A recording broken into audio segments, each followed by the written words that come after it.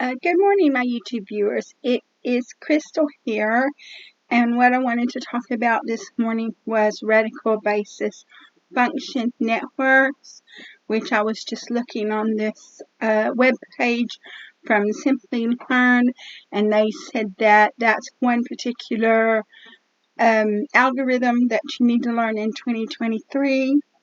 So RBFNs are special types of feed-forward networks that use radial basis functions as activation functions.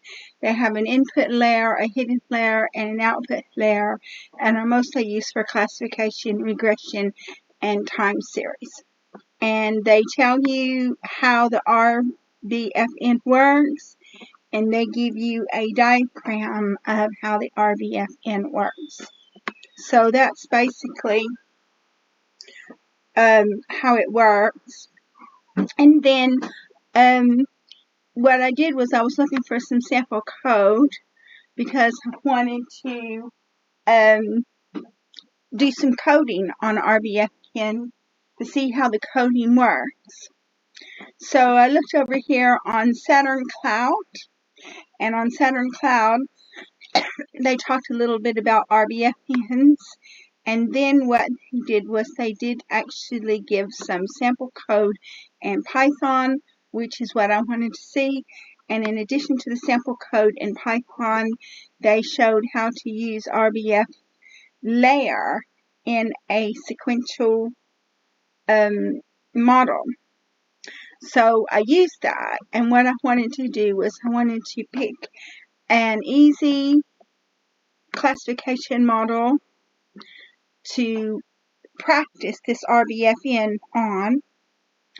And basically what we're going to do is we're going to go over a code review, and then when we go over the code review, then you can see for yourself how this RBF worked. So what we'll do is we will proceed with the code review, and what we did was we used sklearn's breast cancer toy dataset because I wanted to find an easy classification data set to use. And so that's what I used. So the first thing that we did was we created the Jupyter Notebook using Google Colab, and I named it sklearn breast cancer dataset TF and RBF. So I'm comparing a standard TensorFlow sequential model to an RBF model. And basically what happens is TensorFlow does not have an RBF in it, but you can code an RBF in it in TensorFlow. So that's what we have done. So the first thing we're going to do is we're going to input our libraries. Our libraries are pandas as PD, which creates our series and our data frames, and it does the data processing. We're going to import NumPy as NP, which creates NumPy arrays and performs numerical computations. We're going to import TensorFlow as TF, and the version of TensorFlow that we're on is 2.12. We're going to import sklearn within the program. We're going to import matplotlib.pyplot as PLT so we can visualize the data, and we're going to import Seaborn as SNS to statistically visualize the data. The first thing that we're going to do is we're going to set the seed, and we're going to set the seed so when we run the program up, it'll give you the same results every time. So tf.random.setSeed 42, because 42, according to Frederick Anderson, who wrote Hitchhiker's Guide to the Universe, the secret of the existence is 42. So that's a good number to use, is 42. Then what we want to do is we want to suppress the scientific notation, and the reason why we do that is because sometimes when we do machine learning, rather than giving the answer in regular numbers, they give you scientific notation, and so to prevent that from happening, we're just going to suppress the scientific notation. So then what we're going to do is we're going to import the data set from sklearn. So data equals load breast cancer, sFrame equals true, so that means it makes it a data frame. df equals data.frame, so that means that we're going to get the data frame. And then we're going to set the options so we can see all of the columns, and then we're going to see the df, which is 31 columns of numeric data. And the last column is your target, so it's going to be a 0 or a 1. We check the info, we check out the what kind of columns we have, and they're all numeric. All of them are floats, with the last one being an integer. And then we describe it, so that tells you a little bit of statistics. So we've got 569 rows of data. You've got your mean, your standard deviation, your min, your 25%, 50%, 75%, and maximum. Now we're going to analyze the target using Seaborn, and when we analyze the target, you can see that there is a little bit of a class imbalance, so that means we're going to have to balance the weights of this. So we're going to use Seaborn to create a heat map, and when we have created this heat map, you can see that there are a few columns of data that are highly correlated. And so here's your correlation here. So if you wanted to actually see how each column is correlated to the next, it will show you how it's done.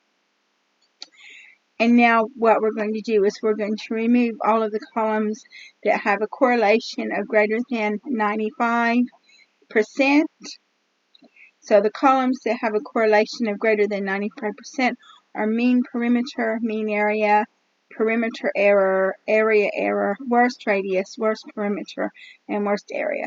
So we just dropped those columns because what they do is, because they have such a high correlation, then it will just add noise to the system.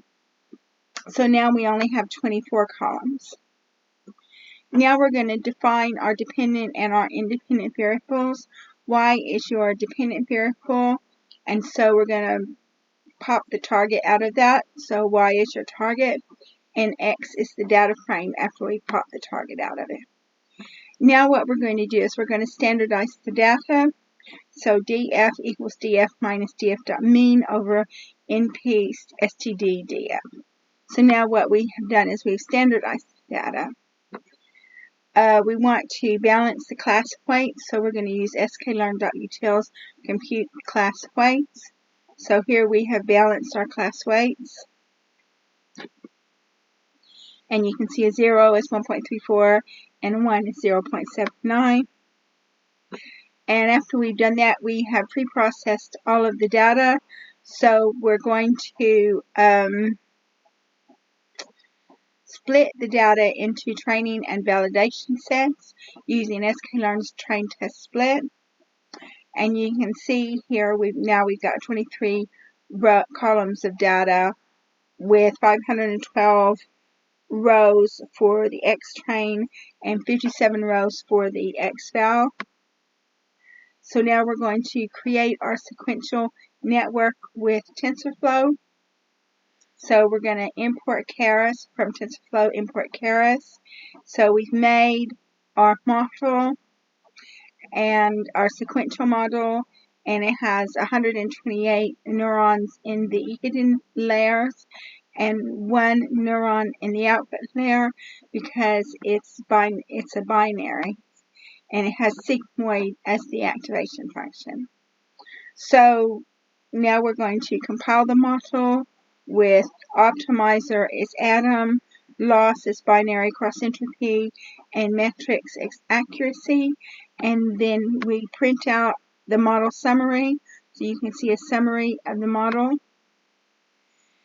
Now what we do is we set up my callbacks, and then we train the model.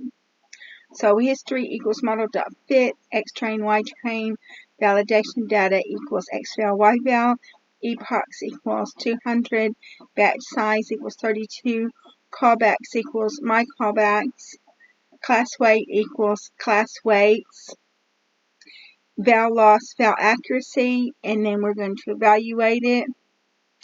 So we go down, we've got 110, and then it stops early, and it has an accuracy of 98.25.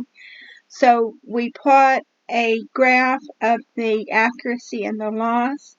So you can see the accuracy is the orange and the red, and the loss is the blue and the green. And you can see that as the epochs increase, the loss reduces, and the accuracy just tends to stabilize at some point. So we make predictions on the validation set, and so you can see that that's YPRAD, and we check the accuracy, and we have an accuracy of 98%, which is pretty good. And then we check we create a confusion matrix, and on the confusion matrix it's telling you that only 1 was incorrect. It was a 1 when it should have been 0. We make a classification report which gives you more information about the model and how well it performed. And now what we're going to do is we're going to use the RBF function in the sequential model. And so we're going to use the code that we got from Saturn Cloud. And then we're going to create the sequential model using the code that we got from the Saturn Cloud.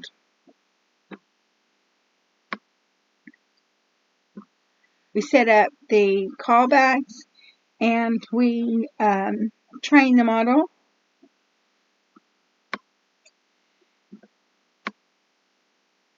And it only it only went through 26 epochs. And then we create a graph, so you can see the loss is a blue and the val loss is amber. And then we make predictions on the model, and you can see it just gave us all zeros, gave us 29% accuracy, and gave us all zeros again, and then we did the classification report. So that tells me that in this particular instance, the RBF function didn't work very well. According to the documentation that I've seen on it, it's supposed to work on classifications, regressions, and time series. And I used the model that I got from Saturn blog. But if you'll notice about Saturn blog is they gave you the model, they gave you the class of RBF, and then they gave you the neural network. But they didn't compile it, and they didn't train it, so you don't know what the outcome was. So that just tells me that in this particular section, RBF didn't work. If you can get it to work, I'll have to do some more experimentation on it to see if I can get it to work, but it's just not one of those models that you can take off the shelf and use it. And maybe that's why TensorFlow doesn't have an RBF function in their library, because maybe they know that it doesn't work very well. But according to Simplilearn, that's one of the models that we need to learn in 2023. So I studied it, and I didn't get it to work. But I have some more code that I will see if I can get to work with this more code as well. So we won't give up hope. We won't say that it just doesn't work. We'll just say that I couldn't get it to work on the breast cancer data set. So I'm going to go ahead and conclude this video. I I'd like to thank all of my subscribers for supporting my channel. If you like this video, please like, subscribe, and share. If you want to be notified whenever I make a new video, please tap onto the bell button next to the subscribe button. And thank you for watching my video. I look forward to making more videos for you in the future.